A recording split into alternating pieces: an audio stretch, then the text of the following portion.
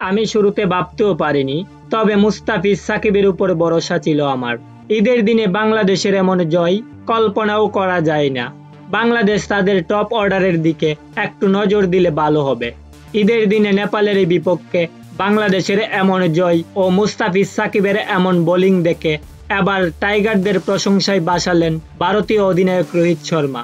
দর্শক, ঈদের দিনে বাংলাদেশের বাড়তি পাওয়া এই জয়।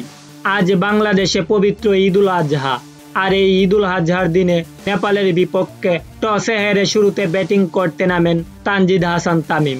এদিন তানজিদ হাসান তামিম সহ টপ অর্ডার কিংবা মিডল অর্ডারের কেউই এদিন নেপালের বোলারদের বিপক্ষে দাঁড়াতেই পারেননি।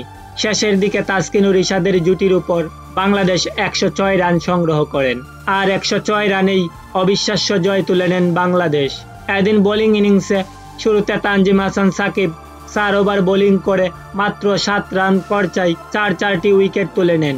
তারপর শেষের দিকে মুস্তাফিজুর রহমান 4 ওভার বোলিং করে 7 রান খরচায় 3টি উইকেট তুলে 21 রানের বড় ব্যবধানে দলকে জিতিয়ে মাঠ ছাড়েন।